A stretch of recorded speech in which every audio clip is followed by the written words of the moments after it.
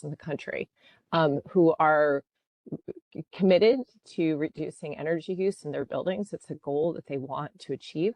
And the top issue that they brought up was they were having trouble getting energy usage from the utilities for their buildings. And in some parts of the country, they had no issues at all. In other parts of the country, it was nearly impossible.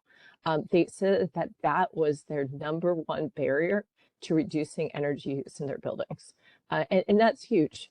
We should be able to do better. We're seeing parts of the country who have worked with EPA, who have led efforts within their own states, with their utilities, with their PUCs, that are making amazing progress and have been able to provide energy usage for buildings. And that's been so useful for helping getting building owners energy use under control, save money, and really reduce operating costs and make sure these buildings are running as well as they can for owners, for tenants.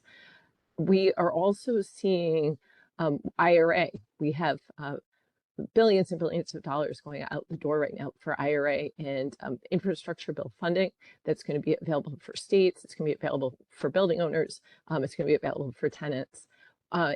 Many of those programs rely on historic energy use at the properties to make sure that they are developing scopes of work that really work to reduce energy use in those buildings. Without reliable data, it's very hard to develop scopes of work that effectively reduce energy use in buildings. So this is foundational. It's not the most glamorous part of reducing energy use in buildings. There's so many exciting technologies that we can be doing to reduce consumption, save costs, but this is foundational. We need to make sure that building owners and tenants can get that historic data, and then also going forward to make sure that we're achieving the energy savings that we're projecting out. So with that, I want to turn it back, but really grateful that you all are here. EPA, White House, we all want to make sure that we're working with you and doing everything you can so that we can get this foundational information out to owners and tenants so that they can do what needs to be done within these buildings. Great, thanks, Heather. We appreciate you taking the time out again, and hope you enjoy the rest of your vacation. Okay, next slide, please. So it's just a bit of an overview of what we're going to cover today. It occurred to us that some of you are probably very familiar with energy benchmarking and the Energy Star tools, and some of you may have very little background in that. So we'll do a quick introduction to energy benchmarking, data, and some of the challenges. We'll talk about why access to whole building data is critical for building owners, and then tell you a little bit about the solutions and the role that you as representatives of states can play in helping to implement that solution. We'll share with you a bit about EPA support that's available, and then we'll spend pretty much close to the last hour in a panel discussion to share key stakeholder perspectives from different groups with you. Next slide. So I'm sort of a visual learner, and for me, I love this slide. It's one of my favorites that we use in the Energy Star program because I think in one picture it describes the importance of energy benchmarking. This is an old slide, but it is based on real data from 12 fire stations in a Midwestern city. And this city was looking to make some improvements in buildings, couldn't do something in every building, and they needed to figure out where to focus their efforts. They could have just picked the buildings that they thought were their poorest performers, but instead they choose to benchmark them and see what is the actual energy performance of each of the fire stations. And this is what they found. The punchline is that they found that their worst performing fire stations used 5 times the amount of energy as their best performing ones. There were similar buildings, same things going on. This is normalized per square foot. So there's no reason why some should be 5 times better than the others. But this allowed them to identify which were their poorest performers and where they should focus their efforts. So that picture, I think, shows the importance of benchmarking. Next slide. So, from that, you can see that benchmarking and energy data is foundational to ultimately improving the performance of buildings. You take raw data, in this case, utility bills and information of the building.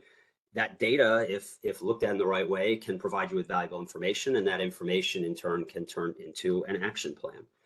You can do a lot with this information.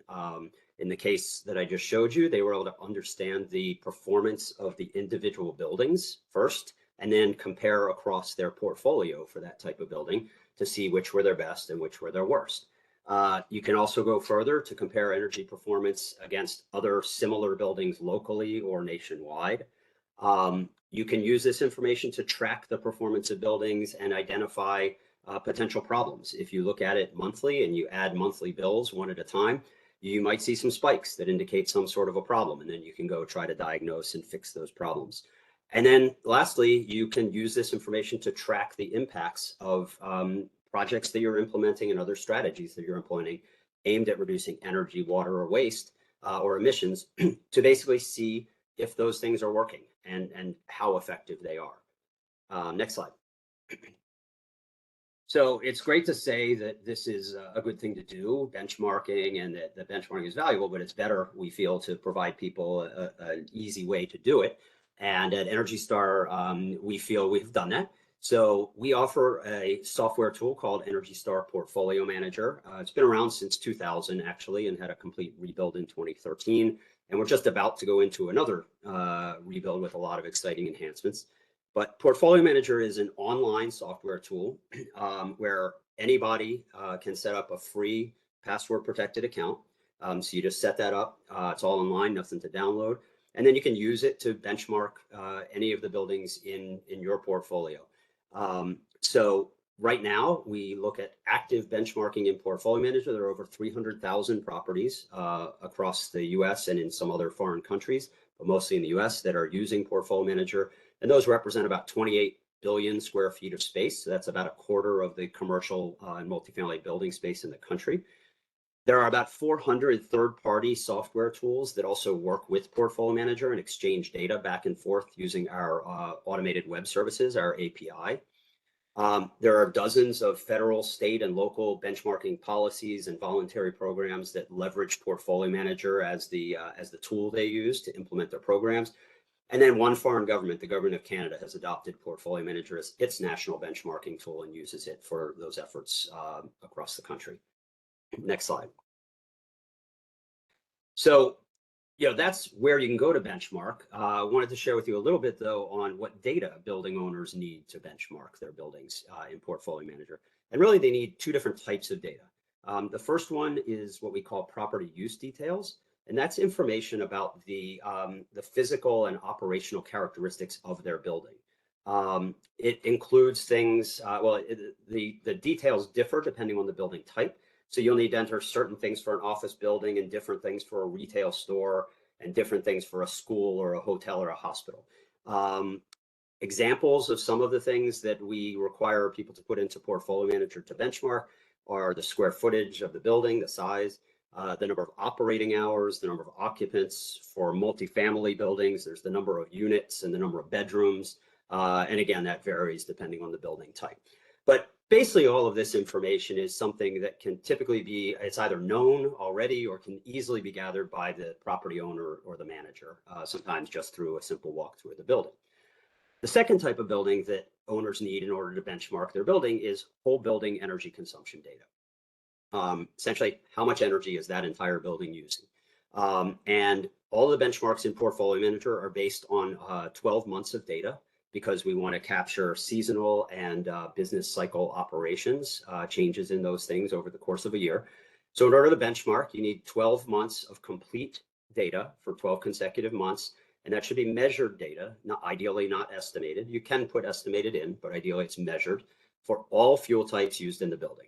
For most buildings, that's just electricity and natural gas, but we have about a dozen other fuels in Portfolio Manager, including propane and kerosene and wood and coal. Believe it or not, there are still some buildings that actually burn coal. So you put all of that data in, and that can be entered either meter by meter. For electricity, for example, there's multiple meters. You can enter them all separately, or you can enter a single aggregated number for each fuel type. And so the issue here, though, is that while property use details are pretty much available to all property owners and managers and easy to get, whole building energy consumption data is not always accessible to the property owner, in particular for multi-tenant buildings. And multi-tenant buildings primarily are going to be office, multifamily, warehouse, and retail. although there are a few others that might apply, but those are typical. Next slide. So this is just an example of why, a few examples of why whole building utility data is not available in multi-tenant buildings to most owners. There's lots of different scenarios that you might find for utility building in multi-tenant buildings. What I put on this slide here is just 3 of the more common ones, just to give you a sense of why this data is not available. So the first is you might have a multifamily property, and in a multifamily property, it's typical that the owner will have their utility accounts that cover only the common areas of the building. That would be the lobby, the amenity areas like gyms and business centers and things, the mechanical areas, and the parking. And those will all be on the owner's accounts. But each resident unit will often have its own individual electric account and natural gas account. That's where I am right now in the condominium that I live in. I have my own electric and natural gas account, and the property owner has a common area account. So in that case, the owner doesn't know how much energy all the tenants are using. In an office property, which goes along with the graphic here, you might have something similar. The owner might have an account that covers common area electricity and HVAC electricity, heating, ventilation, air conditioning electricity, and all natural gas use. And in this diagram, this graphic, that's signified by the 2 meters at the bottom of the screen, the bottom of the graphic. But in that case, each tenant, of which there are 8 in this graphic, might have its own individual electric account covering their lighting and their plug load only. And in that case, again, the owner doesn't know the tenant energy consumption for lighting and plug nodes, so they don't know the whole building energy consumption. And then in warehouses, it's even worse. Warehouses typically don't have any common area if they're multi-tenant. And in that case, the owner's account typically will only cover the parking lot lighting. And each tenant space would have its own individual electric and natural gas accounts. So in that case, the warehouse owner pretty much doesn't know anything about the energy use of that building. Next slide. Okay, so great, that is the way it is, but what's the big deal? Why is whole building data available or important? Well, really, without whole building consumption data, owners are sort of at a disadvantage. There's a lot of things they can't do. First, they don't have the opportunity to understand and improve the energy performance of their buildings. They don't know if their building is good or bad. They're really just guessing without that information. Second, they miss out on the opportunity to participate in voluntary programs that require whole building benchmarking. That would be things like earning our Energy Star certification for buildings, which requires the whole building to be assessed. Other recognitions as well, like some LEED certifications and other green building certifications, require whole building energy use. And then also some voluntary campaigns and competitions that might be run by associations or others require whole building energy use in order to fairly assess the participants. So you miss out on that opportunity. If the building is in a locality or a state where there is a mandatory benchmarking requirement, the owner, if they don't have whole building data, obviously risks being in non-compliance. And a lot of companies, private companies, publicly traded companies, often have to do various types of reporting to investors and other stakeholders who are interested in the energy performance of the assets that they're investing in. And in those cases, the building owner would have a hard time doing that reporting. But lastly, and what we really want to focus on a lot in this webinar today, is sort of a new thing that owners of multi-tenant buildings now may have difficulty accessing billions of dollars in new federal, state, and local incentives, most of which are being developed and implemented through the infrastructure law and the Inflation Reduction Act, as Heather mentioned, all of which require tracking of whole building energy performance in order to participate in those financing programs. And we'll share more detail on that now. So the next slide. So this slide gives just 3 examples of some of these new federal, new financial incentives at the federal level that require whole building benchmarking. The first is an expansion of the 179D energy efficient commercial buildings tax deduction. And essentially through this, any building, any commercial building or multifamily building that shows a measured reduction in energy use of 25% or more based on upgrades that were done in the building can receive a tax deduction of up to $5 per square foot. Second one is a new HUD program called the Green and Resilient Retrofit Program, which is a $1 billion program that's going to provide significant amounts of funding to affordable housing properties to upgrade their buildings. That also requires pre and post retrofit whole building energy performance benchmarking. You'll hear a lot more about that later from our speaker from HUD.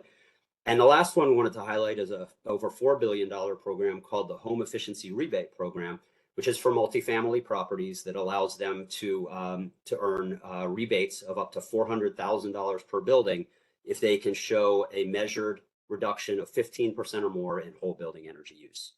So you can see all of these require whole building energy use data to be able to assess the pre and the post performance.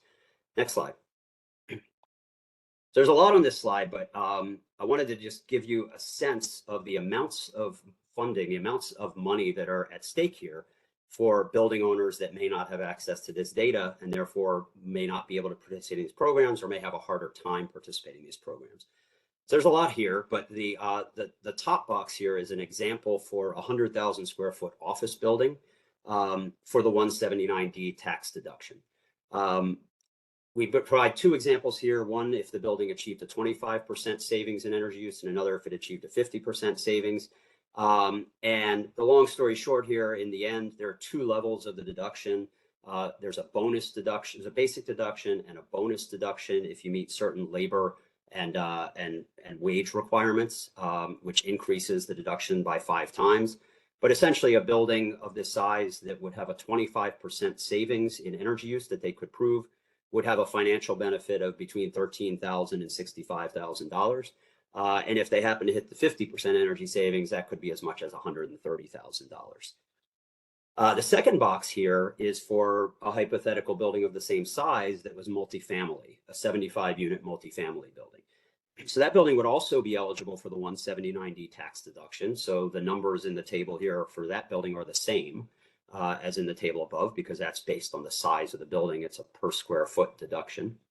But for this one, and it says the home's financial benefit here, that's the prior name for the Home Efficiency Rebate Program that I mentioned on the previous slide. There are two levels of benefits in that program, one for market rate multifamily buildings, and for affordable housing buildings, you can get up to twice as much benefit. And essentially, in this case, it's a per unit benefit that you can get $2,500 per unit or $5,000 per unit for market rate or affordable if you achieve a 25% reduction in energy use. And then that scales up on a sliding scale up to if you achieve a 50% reduction, that can go to $5,000 per unit for market rate or even higher for affordable. But there is a $400,000 cap. So basically, you would hit that cap. And so anyway, there's a lot there, but the punchline is the far right box. That basically for a multifamily building that achieved a 25% reduction, if they combine these two benefits alone, they'd be looking at several $100,000 or possibly close to $500,000 of financial benefit just from these two programs. And there might be others they can participate in as well, but they have to have whole building data in order to be able to do that. They have to benchmark the whole building. Next slide. So the good news is there is a solution, and that solution is aggregated whole building data. This is essentially an IT solution that sums up all of the data from all of the meters in a building into a single aggregated monthly value. Generally speaking, owners are not able to see the utility data from an individual tenant. The utilities won't provide that because they want to protect tenant privacy. So traditionally, if you wanted to see that, you'd have to get an authorization from the tenants in order to authorize the owner to receive that data from the utility. That's just not feasible in most multi-tenant buildings because you'd need all the tenants to sign off, and that typically wouldn't happen. So this IT solution puts in place a minimum number of accounts. Typically, that's going to be 5. And they basically would say, the utility would say, as long as the building has 5 or more accounts, we will provide an aggregated single value for the electricity in that building to the owner. And that protects the privacy of the tenants, but gives the owner the data that they need. And that aggregated monthly value can be provided to the building owner either through an email as a single number or sent directly into their portfolio manager account if they're using our web services. So that is the solution. It's very doable. You'll hear more about that in a few minutes. There are some issues, of course, to consider. The first is that the utility has to accurately map the meters to the buildings, which is not historically something that they focus on. You'll hear more about that in a few minutes. And of course, there is a cost associated with building this IT system. You have to build it in the first place and then maintain it over the years. So that is something that needs to be considered. Next slide. And this graphic, my last slide, is just to show you, using that graphic from earlier of this office building, how that would work. Essentially, the natural gas was already a single meter that was the owner's account. But what this would do, if this utility provided aggregated whole building data, is it would roll up all of the 9 electric meters for the building into a single number, into a single meter number, and they would send that into Portfolio Manager as that single number. So hopefully that visual helps. And with that, I'm going to turn it over for the last few slides of our presentation to my colleague, Brendan Hall. Brendan is National Program Manager for state and local work for us on the commercial buildings program. Brendan, why don't you take it away? Thanks, Mike. And next slide. So as Mike was talking, I guess as many of you were sort of wondering, so where is this data available? Do building owners in my state have access to this data? Well, there's a map for that. EPA created this interactive hostable map for all types of stakeholders to understand where this data is and isn't available. And for building owners, it serves as a jumping off point for them to obtain this data. And really what we're talking about with you today is, trying to fill in more of this map and, remove some of that clustering that we see. The next slide, please. And digging into the details here that underlie the map, we can see there's really sort of a mix of utility types that are providing this data. So investor-owned utilities, municipal utilities, and co-ops. So it's not just limited to investor-owned. And most of the utilities that are providing this data are doing so via an automated flow of data rather than a spreadsheet solution. Also worth noting that less than a third of investor-owned utilities nationally are currently providing this data, so there's still a long way to go. And not on this slide, but there are about 3,000 utilities nationally, so 75 is respectable, but again, still a long way to go. We also wanted to give a sense of sort of the overall impact or value we see here for building owners. And there's a lot of uptake ultimately in building owners that are using these utility services. So nearly 70,000 buildings in 2022 with growth year over year. And then for some individual utility solutions in sort of buildings dense markets, there can be thousands or even tens of thousands of buildings using what they're offering. Next slide. So there's demand, and as Mike sort of demonstrated, there's a solution. So what can states do to unlock this data for building owners? Well, there are a variety of options, really. One could, simply be raising awareness of this issue to utilities in their state. One could be serving as a convener to sort of engage the utilities more actively. Another could be offering grants directly to utilities such as municipal utilities or co-ops to provide this data. But in many states, the single most effective thing might be to require, for a state to require their utilities to provide this data. And the reason that is one, because it overcomes two sort of major barriers that utilities have in providing this data voluntarily. One being, a state requirement can open up a path or create a mechanism for utilities to cover costs incurred to provide this data. And also it can sort of enshrine privacy requirements so the utilities don't have to around protecting individual tenant data. So two big reasons there. And the third one that Mike mentioned earlier is really, this isn't central to the business utility case, utility business case, sorry. And so, providing a requirement at a state level can be a way to really move this forward. And just one last mention, EPA has been providing input on a sample law in development that should be ready soon for states that want to do just that. Next slide. Okay, so you don't have to go it alone. If you are interested, EPA is here to help. We have a variety of off-the-shelf resources.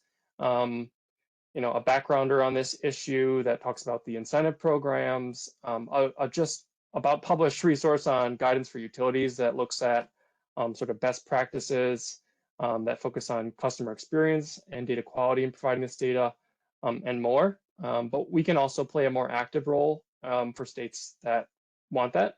So we could facilitate engagement with our building owner partners to make sure their needs are met.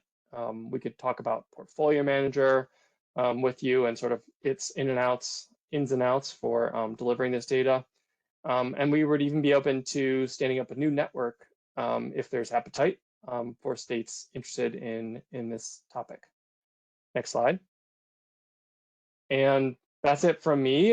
Just the key point being, if you're interested, if your state is interested, please reach out to us. That's the main thing we're hoping to get out of this webinar. So please reach out to me, and I'll hand it back over to Mike now to get into the Q&A, so you can hear some firsthand experience on what this takes and means in practice. Thanks. Thanks, Brendan.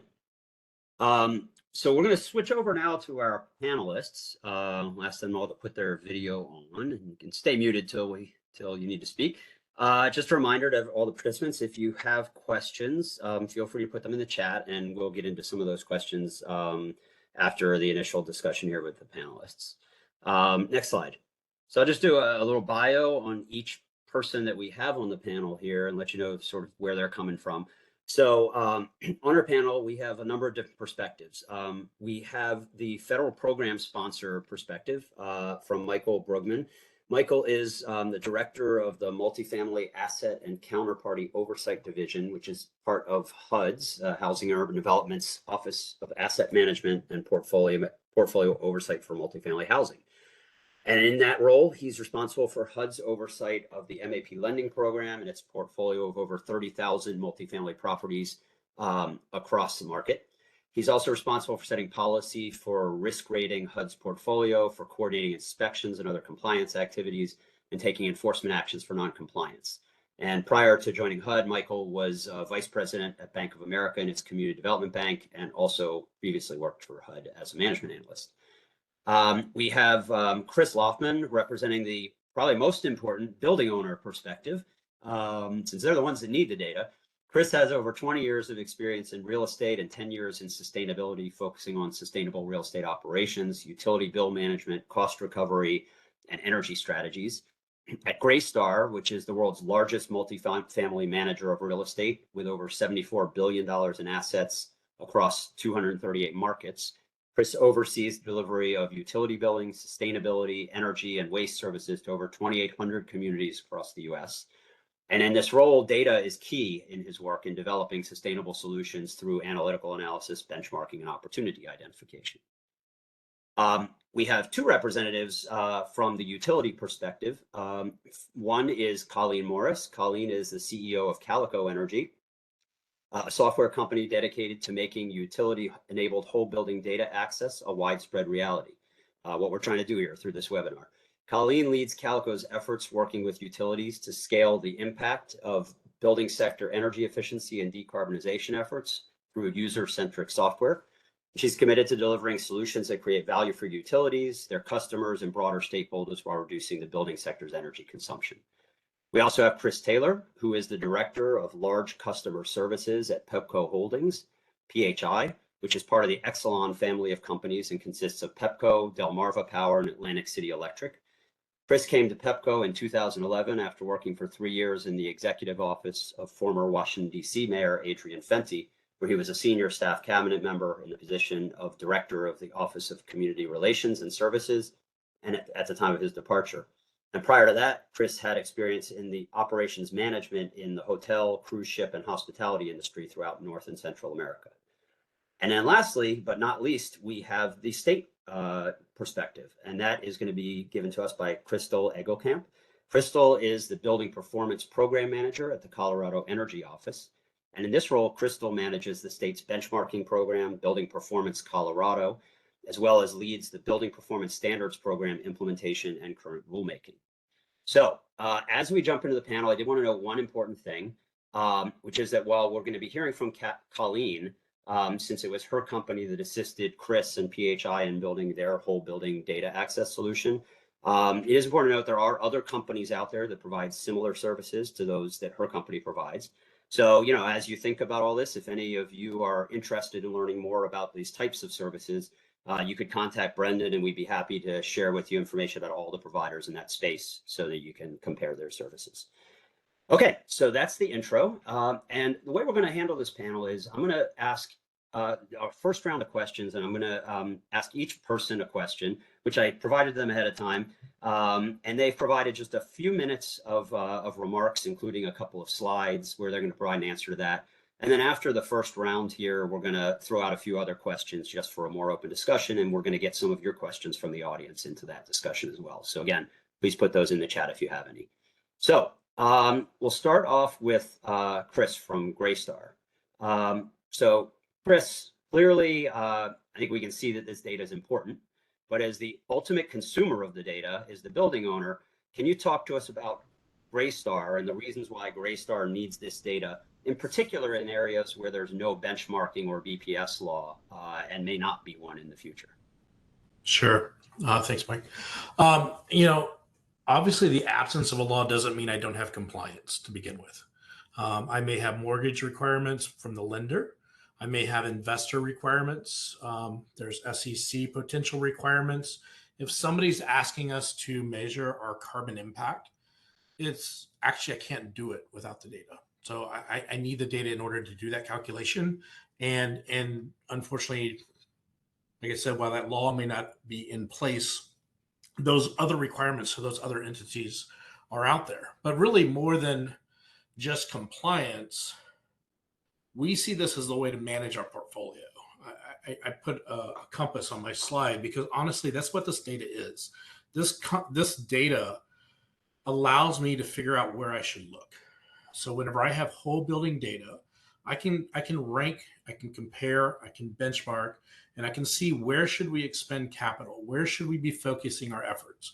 With 2,800 properties, I mean, take that firehouse scenario that you had earlier, Mike, and multiply it. Scale is a real issue, and being able to deploy capital, being able to deploy resources to where the opportunity is the greatest is extremely important, because at the end of the day, while we are reducing impact, I'm also reducing the third highest expense for a commercial property, for a multifamily property, and that's utility expenses.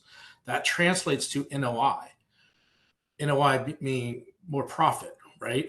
And more profit means asset value increases. That means those investors are getting a return on their investment.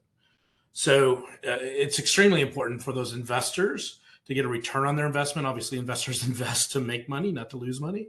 It's also important for the residents because typically owners are going to pass these costs on. So if we can be effective in identifying where opportunities exist and being able to use that data to drive to where the greatest opportunity is in regards to energy use and water use, we can drive down the cost for the people that live at the property as well as for the owners who own the property. And then that last piece, really, that reporting and transparency for those investors, because this is also about access to capital. I'm trying to, as a company, we're raising capital from investors and trying to give them reasons to invest in our portfolio so we can buy more buildings and so that we can invest in more and more cities. And with 2,800 properties, obviously, we're in a whole lot of that map that didn't have data in it. Those investors want to understand their risk. They want to understand, you know, what is going to be the impact if energy rates go up, or water rates go up, or climate risk, et cetera. So having access to that information really allows us the opportunity to provide the story to the investor on why this is a good calculated investment and truly understand the risk of that investment, which really should encourage growth in those areas. I did want to add one last thing, because you guys mentioned cost. Don't be afraid to charge us for the data, honestly, a reasonable fee. Because quite honestly, it's costing me a ton if I don't have the data. to the point where I have mortgages that go into default because we don't have the data to provide the lender. So if there's a reasonable cost, we're okay with that. I know, like, for example, Duke, we can pay them a fee in a non-benchmarking area and they'll provide us that data. We're happy to do that. I run across utilities who are absolutely terrified to give us the data, and they say, well, we don't have the infrastructure to do that. Build it. We will be happy to pay for it as long as it's reasonable. Great. Thanks, Chris. So next up, we have HUD. We go to the next slide. So, we spent some time characterizing the issue as we see it at EPA, and Chris just shared the perspective of the building owner. So, Michael, why does HUD view this data as important, and how will access to this data impact the success of HUD's programs, in particular the Green and Resilient Retrofit program? Yeah, absolutely. So I'm going to talk a little bit about the program first, and then kind of go into why I think the data is super important for the program. But I want to tell you all about the opportunity presented first through GRRP. So through the Inflation Reduction Act, HUD received funding for its multifamily properties to provide improvements on those properties. Mike talked earlier about $1 billion in grants that we're going to be able to give out. We also have over $3 billion in lending authority to go along with those grants. So we're really excited about being able to do that. That's for our multifamily assisted properties. So that's project-based rental assistance, Section 202, Section 811. So that's going to be a really great opportunity to make some resilient and energy efficiency improvements at those properties. So we have 3 programs that we're doing the grants under. The first is the Elements cohorts, which is funding specific impactful investments that an owner will incorporate into a planned recapitalization transaction, not intended to be a standalone necessarily, but something as kind of a larger project to make the ultimate product in the redevelopment more resilient or energy efficient. The next one, and that has a relatively low cap of $750,000, so it's really for those targeted investments. The next one is going to be our Leading Age Awards, which support owners who are committed to energy efficiency, emission reductions, and resilience work, and is meant to provide examples, kind of a model for leading edge approaches to reducing energy consumption and emissions and climate resiliency in multifamily housing. That has a maximum of $10 million on the grant side. And then lastly, we have the Comprehensive Awards, which are prioritizing properties with a high need for investments in energy efficiency and climate resilience. The process for the Comprehensive Awards is designed to work with properties in a wide range of situations, from those who are just kind of starting along the journey of being more green and energy efficient to those who have already done significant planning in that space, so more sophisticated owners to those who are just kind of getting it figured out. And those grants can be up to $20 million. So I think there's a really incredible, value here. But of course, anytime we're doling out public funds, it's critical that we are tracking kind of how that the benefit that funding provides, and there's an accountability mechanism built into that. And that's why we have an associated program to perform benchmarking on properties that receive these funds, and also broadly in our portfolio. Obviously, we have a portfolio of almost 20,000 assisted properties on the multifamily side. We're not going to be, even with $1 billion, we're not going to be able to get to even a significant portion of those properties. It's going to be, targeted in the portfolio, but we are benchmarking well beyond those that are receiving. We have funding to benchmark well beyond those that are receiving grants up to half of our portfolio. And we're going to be have funds to deploy contractors out to help owners with that benchmarking. And then next slide. Just to kind of show, where properties are in the United States. They're not, necessarily concentrated in any jurisdiction. There's there are properties in all states that are eligible for these funds. And we really have the goal, or coming in with the goal, of distributing these, kind of grants and loans across the country. So, I think sometimes people in smaller markets go, well, they have, this is an opportunity, but is it really for me? And the answer, at least in this case, is yes. We are absolutely looking to, kind of deploy funds in every region across the country, and we have the properties there that kind of will are present in your state. So we're looking to do that. And then next slide.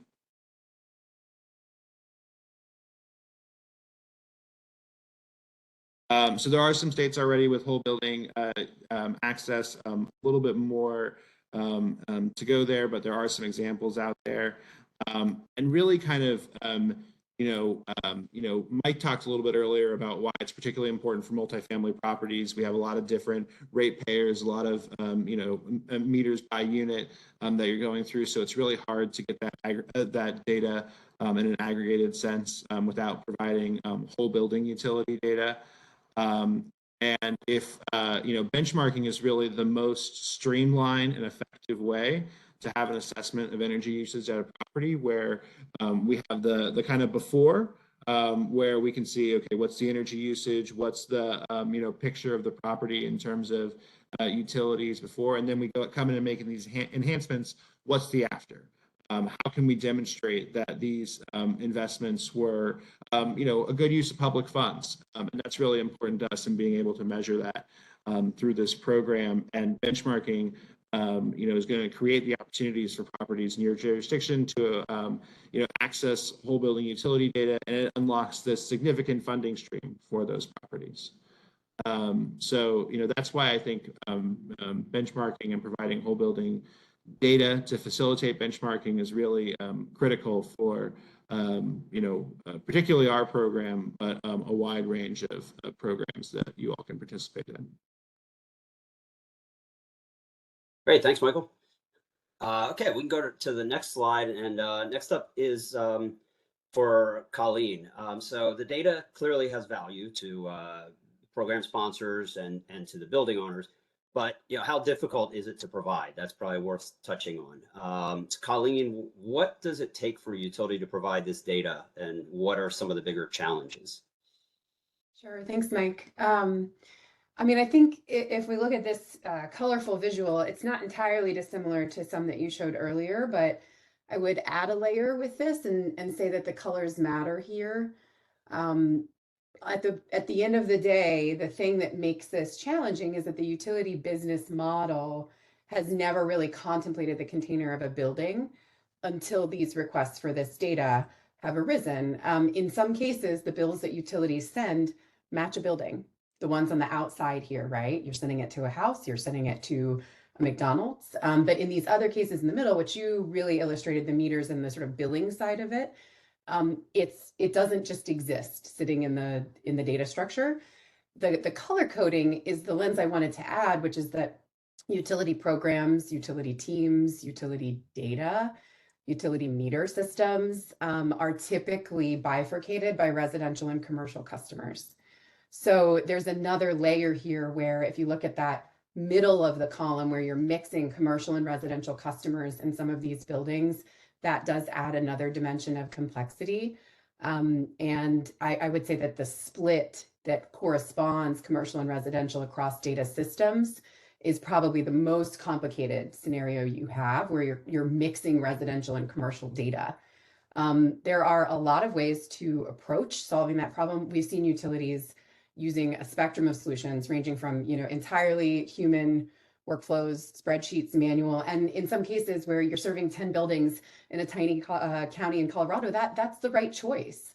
In other cases where it's 25,000 buildings in New York City, you do really end up meeting the need with something that's far more automated and software enabled. So in the space and the folks that we're familiar with, we know a number of utilities across the country that are iterating on their solutions. Some of them are on their second or third approach. And then there are others that are just beginning to contemplate this. So the answer is volume and systems and regional location really affect what the right approach is, and they can change how a utility might meet the need. If you advance to the next slide for me, please. In addition to the first bullet, which I just tried to kind of illustrate, and I want to reiterate, this really is a new use case. You know, if you want a building level data set, if the utility customer doesn't equal a building, generating that view is new and different for the utility business model. That's the core answer to your question, Mike. Like, why is it hard? That's why. How hard it is to stand up the solution really varies in terms of those other data points and what the right solution is for a given utility. So the other things I would highlight around the biggest challenges, without reading everything on this slide, two other points here. The second bullet under the first section, there is often a really profound semantic disconnect between commercial buildings, which we write policies for, and commercial customers, which utilities serve. And so I have seen many examples of utilities hearing commercial and immediately handing this need and this problem to their commercial and industrial, C&I, customer teams. That means that it's sort of relegated. And the folks on this call who are talking about multifamily and HUD and the homes program and all of these things, that multifamily problem really illustrates the ramifications of taking a commercial customer only approach on the utility data side. So that's one. And then the other thing I would highlight from this slide are that this is often a persona that is new to a utility. Utilities know their customers. You all illustrated an example where the owner of a building does have a house account. You know, they're paying for the elevator bay or something. There are many scenarios where the owner and the person who's seeking whole building data doesn't have an account in the building at all.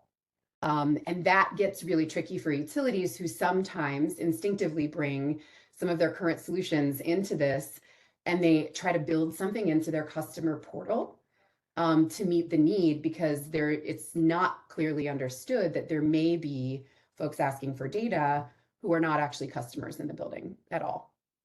So those are my comments for now, and I think we'll probably revisit some of that later. Yeah, a lot of unique challenges, but we are going to get to some of the solutions too. Absolutely. a little bit. So There are some. So just shift over now to Chris. So Chris, PHI implemented a whole building data access solution voluntarily and decided to offer it through your service territory. Why did you decide to do that? And tell us a little bit about developing that. Great. Good afternoon. Thank you very much, Mike, for the opportunity to be on this panel. For folks' awareness, our service territory is inclusive of Pepco, Delmarva Power, and Atlantic City Electric. We can actually advance to the next slide. So our first experience with benchmarking began actually back in 2008 here in the District of Columbia. The Clean and Affordable Energy Act established that all buildings over 50,000 square feet must measure and disclose their usage. And the first actual filing deadline was April 1st of 2013. Then actually Montgomery County, Maryland quickly followed, and they were the first county in the nation to pass an energy benchmarking law for the entire county. And so at the beginning, we had a team that manually pulled the information.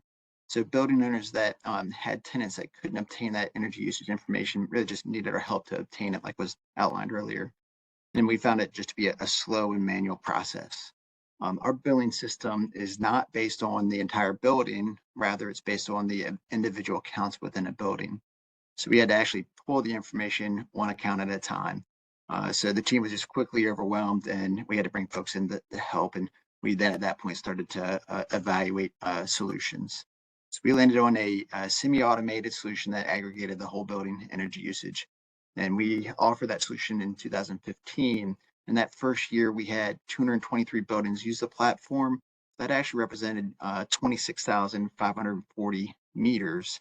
So that's an average of about 120 units per building. Definitely underscoring the need. So we made the decision to extend our benchmarking solution to all our customers at PHI. Reason being is that really our customers want this information. All customers want to control their utility expenses, no matter if they're single resident, a small business, large commercial, or industrial customer. And so to control their usage, they first have to understand how much are they using. Really kind of from a practical standpoint, some of the original requesters owned additional buildings that weren't required to report the usage. So we decided to extend it to them anyways. So us putting in this semi-automated system allowed us to give up, manual processes. It saved us time, provided a better quality product, and also we thought improved the customer experience too. But I should note that we were definitely an early mover in this space and used internal solutions that weren't purposely built for benchmarking. And so we have elements of a manual process where customers are exchanging emails back and forth for spreadsheets. This past fall, the New Jersey BPU, the Board of Public Utilities, ordered utilities to provide a web service by August 1st. So our solution, which will be described a little bit more later, will be further automated. And then lastly, I'll say that in Maryland, we're tracking rulemaking that contemplates additional requirements, and that includes the requirement to display a meter number. So the chart you're seeing outlines the various benchmarking ordinances we're tracking. Chris, just a quick follow on. What would you say were some of your biggest challenges in getting this solution in place? Yeah, good question. So it sounds easy, right? To provide, one data point per month reflecting a whole building energy usage, but it's just the polar opposite of how we and really most utilities are set up. We report usage by the individual account, not the building. And as Colleen shared, we have just many different types of customers, different systems to support them. For example, our residential customers, small and medium-sized customers, we have a meter data management system. And that system injects about 90 million data reads a day and about 2.7 billion records a month. Beyond that, we have a different system for large commercial customers. And then, we have AMI meters, we have NEM meters and community solar and other things. Then I guess from an account management perspective, there's always, customers moving in and out. So the account numbers are changing as well as the meters are being exchanged. So really, big data systems are needed to ensure that the data is stitched together accurately to provide that whole building aggregate energy usage. But the good news, though, is that despite these challenges, there are good and viable solutions that are on the market that can solve these. We actually have developed an enterprise analytics system that normalizes the data across our various platforms that allows us to further automate this process. But I really do want to underscore the importance of having the time to implement a good IT solution, as well as the complementary policies and processes at the beginning of the benchmarking solution. So really, decisions in year one will live in perpetuity unless there's some sort of course correction.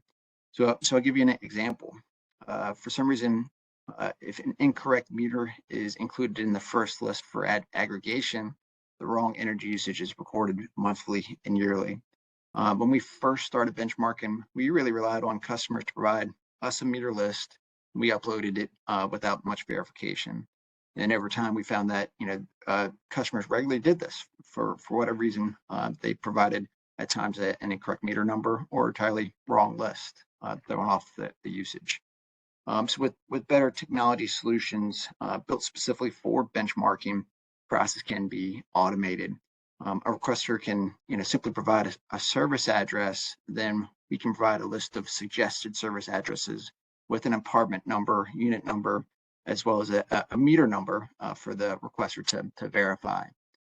We're currently doing that through a manual process, manual reports and emails between the requester and us, but this actually can be done through a web service too. And then I'll just note that it's also important for the building owner to be able to view what is being included in the annual report. With the support of Calico, we're actually moving in a direction where the solution will display the unit number and the meter number, the service address that's making up the benchmarking report. There's a lot that goes into implementing a IT solution, and I could share a lot more, but I'll just conclude that I'm happy to share with anyone any lessons learned that we have along the way. Thanks, Mike. Great. Thanks, Chris. And so we'll wrap up this first round, and we have a few good questions that have come in through the chat. So again, just a reminder to enter your questions in there, and we will definitely get to them. But we'll wrap up with the state perspective, since very relevant, hopefully, to most people on the call, being representatives of different states. So Crystal, If you can think about using Colorado as an example, can you share with us what you think is the role of the state in assisting utilities in making this data available? You know, like what types of things can be done by the state to provide value and support to the utilities so they don't have to just go it alone? I would love to share more about Colorado. So thanks for this opportunity, Mike, and the rest of the EPA team. So I want to start with some background on what Colorado did and then how we worked with our utilities. I have a few slides here. Some I'll go over very briefly, but hopefully we can share them afterwards as an example. Colorado did pass legislation requiring data sharing for our utilities. So this slide is just my background slide showing that we have a statute that requires this, and it was passed in June of 2021.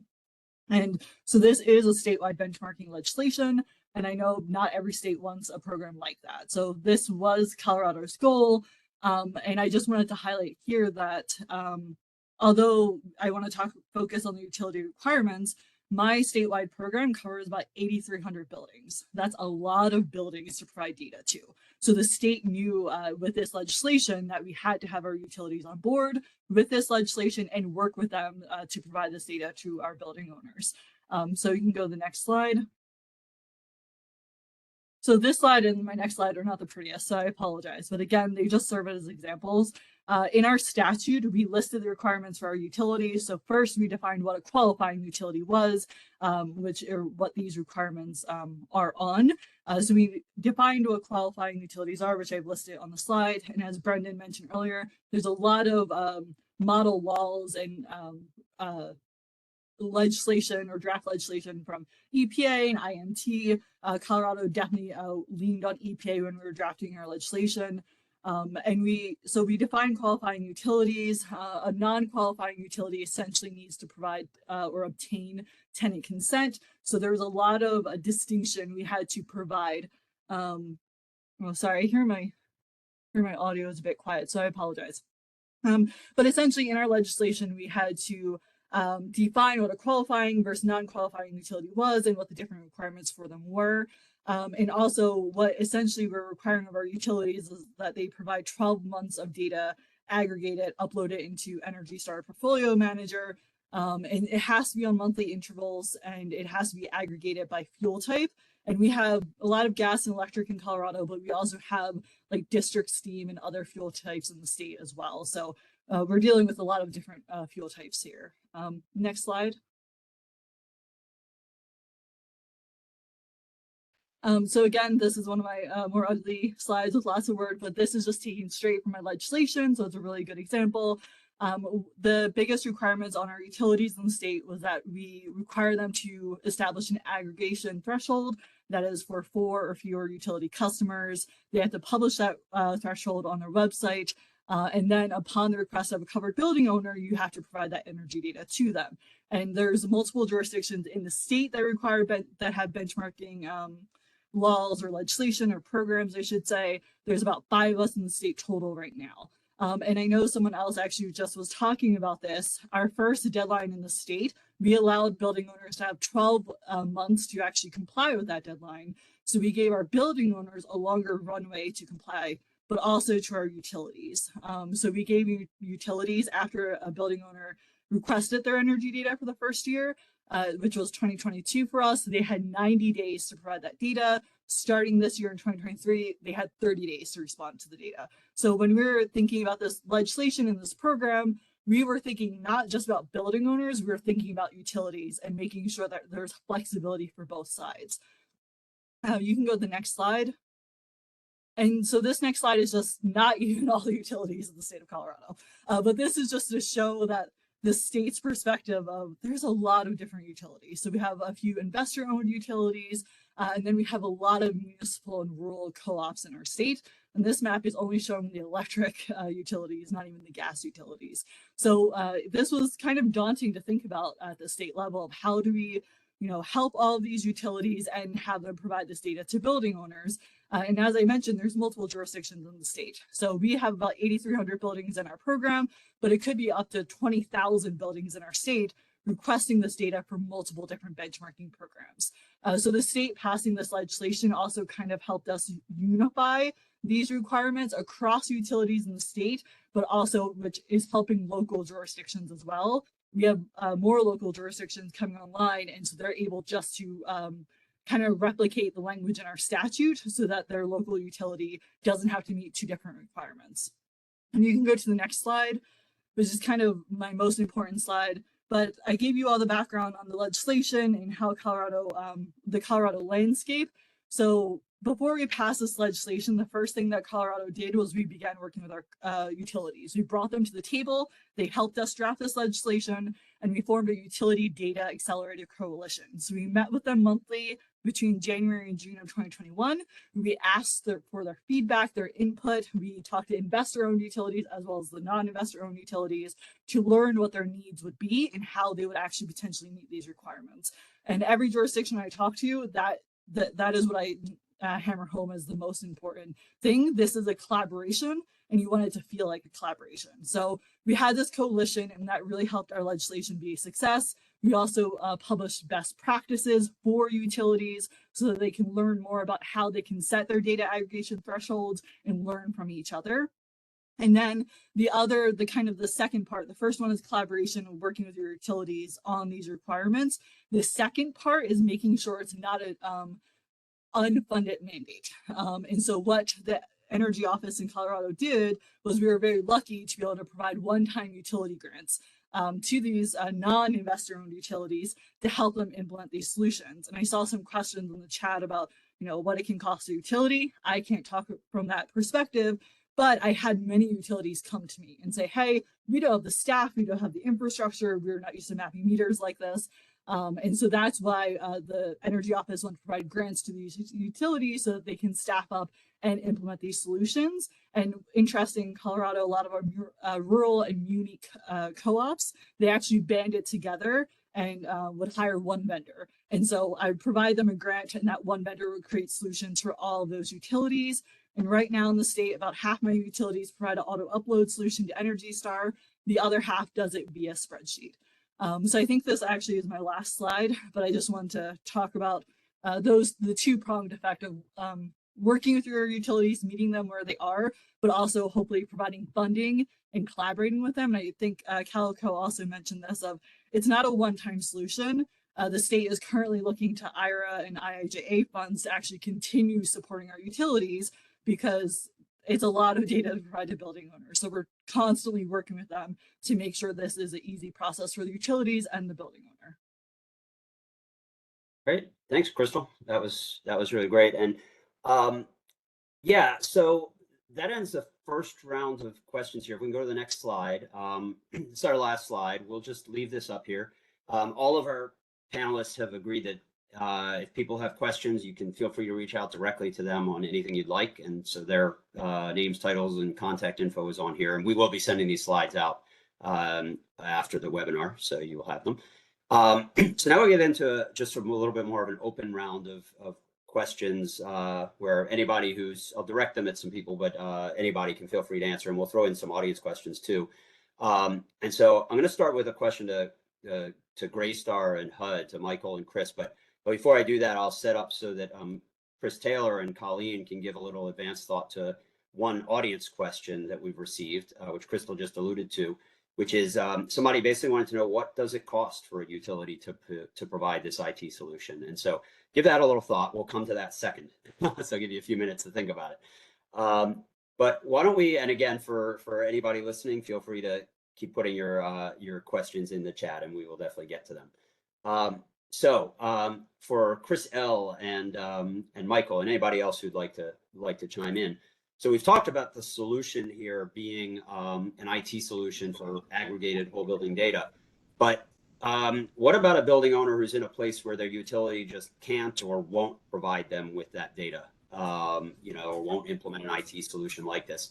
If they want to have the data for their own uses, whatever those would be, Chris, or to participate in the HUD program where they need to have whole building benchmarking, what are the alternative methods that they would need to explore to be able to get that data?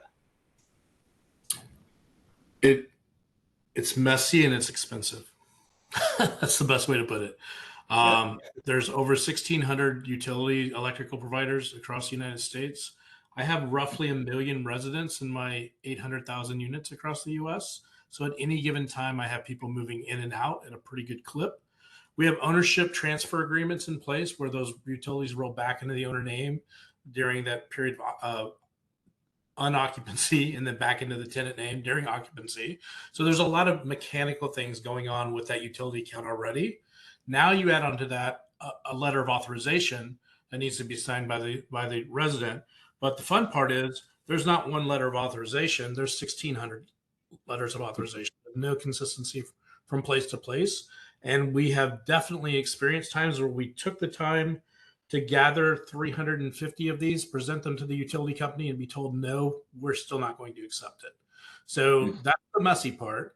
The poor property manager trying to keep track of everybody moving in, moving out. Now here's one more sheet of paper, just are all 350 here, etc. The expensive part, though, is if I don't go that way, then I have to go meter the meter. And so I'm literally double metering a building. There's already a utility meter in place. Now I have to go put a meter behind it and try to pull it in electronically. That gets expensive, particularly when you think about most multifamily in particular is not high rise. Most multifamily is garden style. And that what that means is there's not typically switchgear. There are individual lines that come in and feed each meter, each apartment.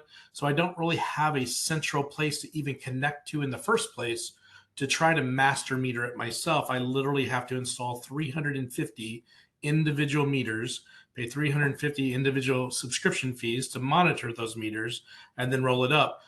I've actually had quotes for the metering that was more than my price of electricity for the building. So that's a problem. Not a great solution. It sounds like.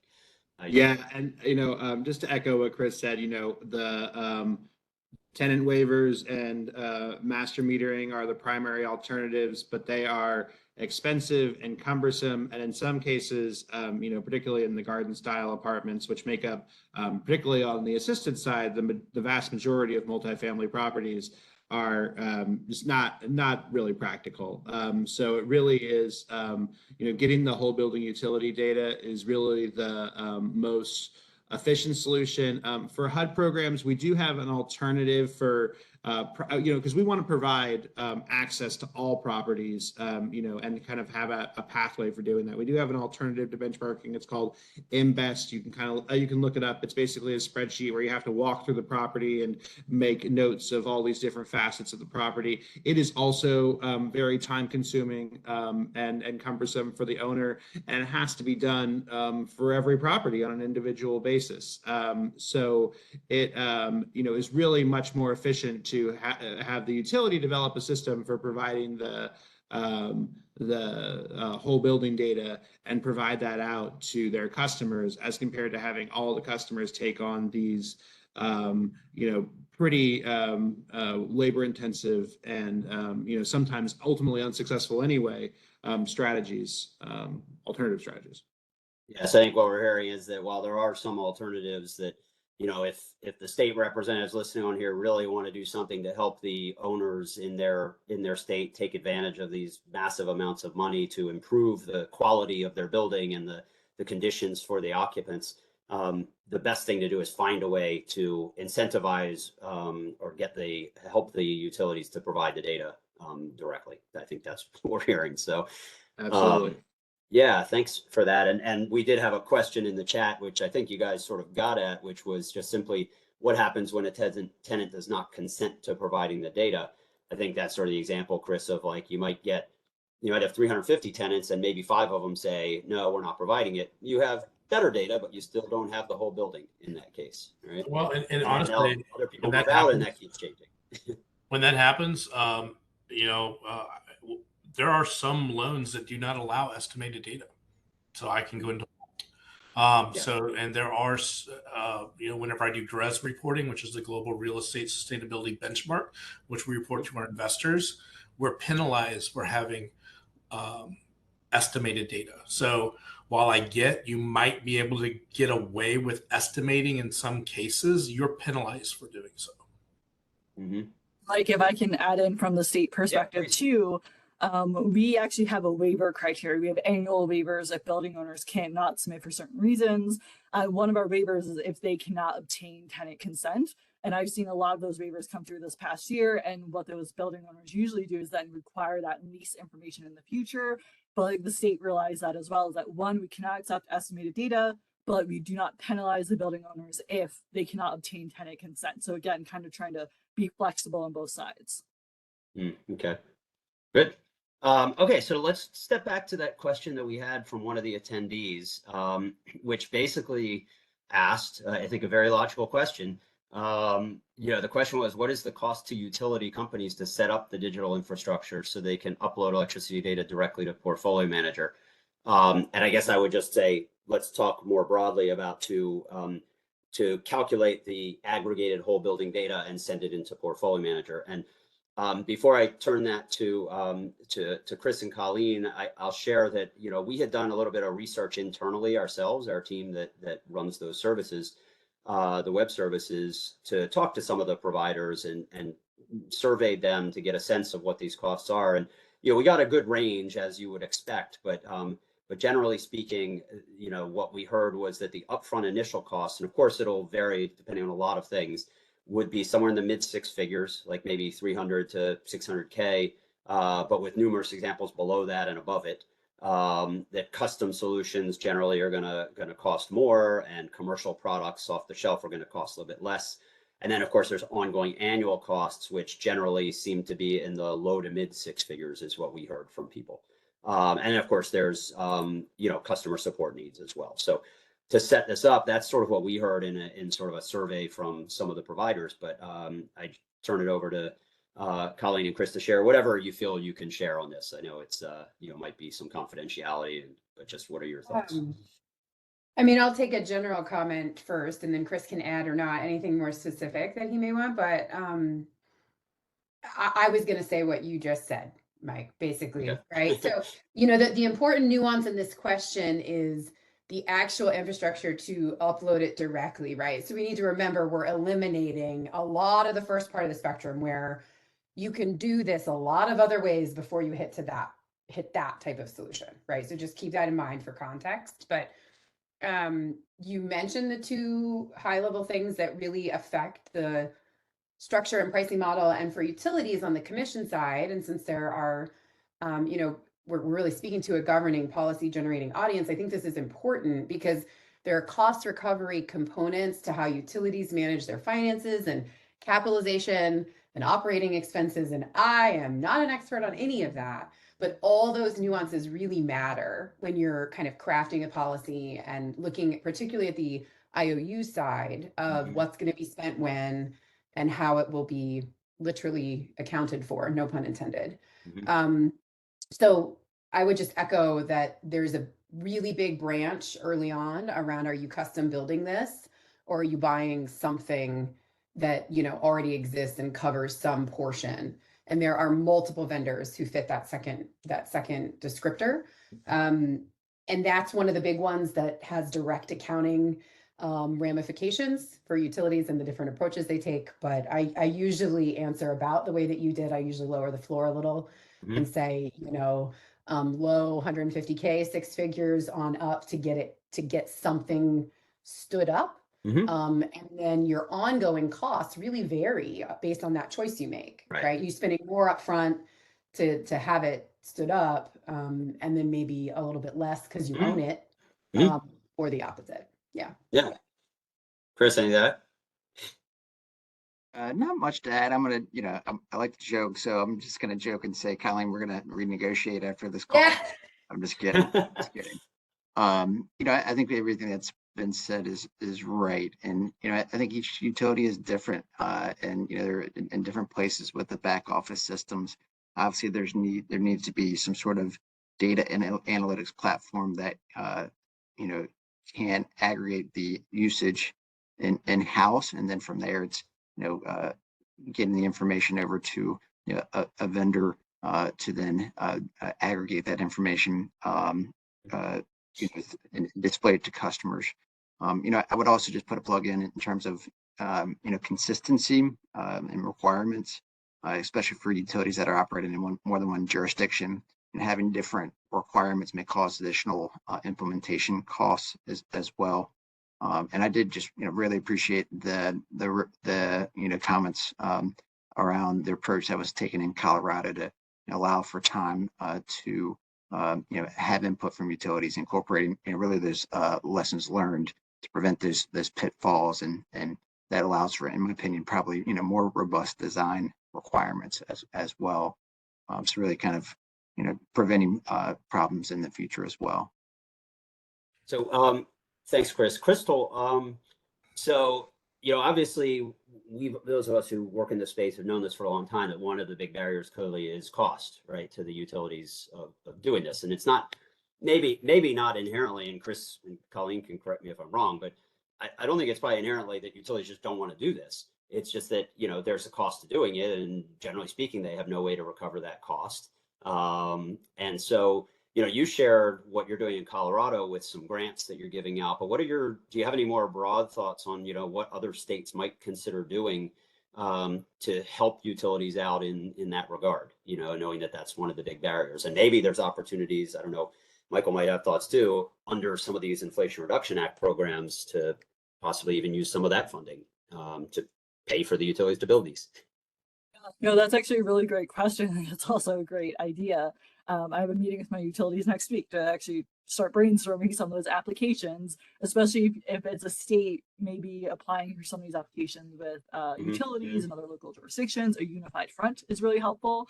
But I think something besides, the grant funding, I think, or I shouldn't say grant funding, maybe just funding behind this. I think it's just even like some areas don't have legislation and they don't intend to pass that legislation, but that doesn't prevent the state from working with those utilities or meeting them. And especially if you're in a state that has kind of like us, but has some jurisdictions have benchmarking programs, some don't. I think it's really nice to maybe do some sort of survey or public outreach with building owners, because maybe in those areas where there's no legislation, building owners are still requesting this data. And then also meeting with your utilities to show them like, hey, there's a demand for this. How can we support you? How can we be a facilitator between you and the building owners? I think just having like a open conversation with all parties involved, especially utilities, even if there is no legislation requiring that. And like you said, it's not that utilities don't necessarily want to do that. It's, the infrastructure and the staffing in place. And like all of this HUD funding is really exciting. I'm even thinking about ways that certain buildings in my area could use that. I mean, at the end of the day, what you're trying to do is track energy. And so I think meeting them at the table, talking to building owners, talking to the utilities reps themselves, and just all getting in the same room also really helps have like a seamless communication about that. Yeah, and I think it's good to reiterate that, I think in states or localities where there is a benchmarking law, most often the data comes along, not without its problems. I know like there's been some in Colorado, but, as Chris had shared, there's this need for this data everywhere. And so I think there needs to be an almost bigger focus in the places where these laws don't exist and probably won't exist in the future, because those buildings, as Michael showed in his distribution of all the HUD properties, those buildings still need this data to participate in all these programs and to be able to get access to all this funding. So I think that's a big focus and thing we wanted to remind people of here. Mike, and something I just want to add to something we've learned in Colorado is case studies. So we usually focus on the building side, but case studies for utilities, especially in areas that maybe a case study with a utility like for us, Excel, who is complying with Denver, Boulder, and the state, but maybe a local utility that's in Pueblo or another jurisdiction that doesn't have legislation, and kind of propping them up to as examples. I've learned that they usually really appreciate that, and it kind of gives them recognition too. And that's something too that we found successful. I want to give a little context to this cost conversation, just for everybody's context here. For me to meter a building is between $50,000 and $100,000 per building. I have 130 buildings in Denver. That's between 7.5 million and 13 million just to do those 130 buildings. So I get, while we're talking six figures, it pales in comparison to if you put it on me. You have six figures per building, right? Exactly. They have six figures per system. Exactly. to serve thousands or tens of thousands of buildings. That's a good point, right? You know, one solution is going to potentially save massive amounts of money for the building owners and open the doors to participating in all these various programs. That's a good point. Chris, there was a question for you, a quick question sorry, Chris L. That you had mentioned that Duke Energy was willing to provide this data for a fee. The person was wondering if you know, or that whether or not, he said, I assume that this data arrives to you in the form of a spreadsheet and not an IT solution, like directly input into Portfolio Manager, correct? Yeah, that's as far as I know. I'm pretty sure I actually pinged somebody to verify that, but I'm almost positive it's a spreadsheet, but it's data, and you know, it's still a lot less than six-figure meter solution. Great. So we have just a few minutes left, and we do have a general question here, which I'll throw out there to see if anybody has any thoughts, which is just simply, would you say more about how to legislate to require utilities to share aggregated data? So, you know, if there were some folks in the state that wanted to have this mandated for all the utilities, any thoughts? Maybe how would somebody go about starting that discussion? You know, who would they talk to? Any thoughts on that from anyone? I don't know, Crystal or anybody? I mean, I can start. I feel like I'm a little bit of a broken record, so I apologize. This also, I will say, was slightly before my time, but I would say obviously our investor-owned utilities are regulated by the PUC. So I believe our conversation did start at the PUC, but then was passed over to our policy department. And it was actually the Energy Office. I mean, we have the PUC within the Energy Office, so we're kind of working together side by side. I know not every state is like that. But because we would be the ones implementing this program or these requirements, it started with the Energy Office reaching out to utilities to bring this up.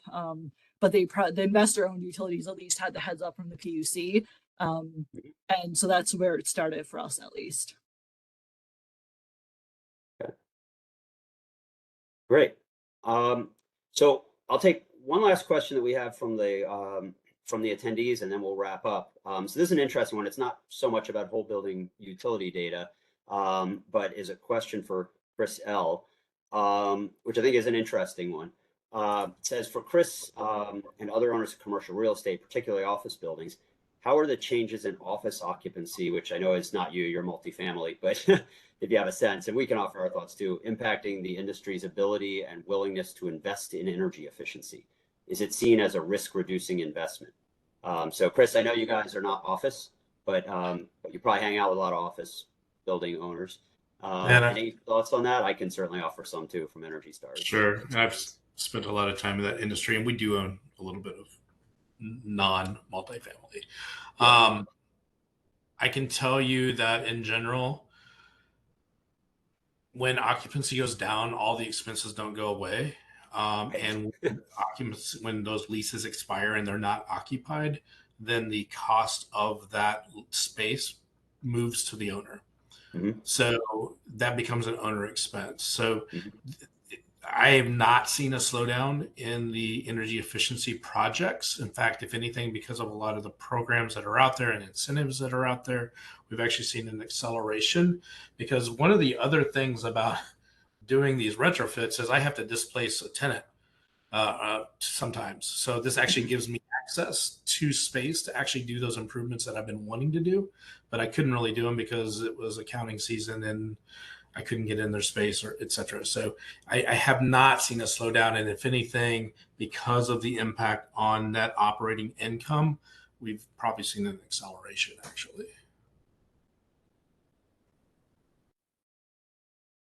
Anybody else seen anything in their line of work related to that? I think that would mirror what we've seen in our Energy Star partners more generally. So, okay. Great. Well, we are just about at time, so we will go ahead and wrap up. I just wanted to say on behalf of Heather and the White House and all of us at Energy Star at the EPA, thanks to everybody for attending, and thanks to all of you for your time and effort in preparing and joining us for this extended panel. think it was really interesting. Lots more we could have talked about, but anybody on the line, of course, if you have questions on any of this, want to do any follow-up, like Brendan said, from EPA's perspective, anyone who's interested in just continuing this conversation and investigating this, get in touch with Brendan, please. And if you have specific questions for any of the speakers, please feel free to reach out to any of them. And we'll be following up with an email in the next few days with the slides and some other information. And we just say thank you again for your time. Thanks to all the panelists as well. And have a good afternoon. Thank you so much. Thanks all. Thanks. Thank you.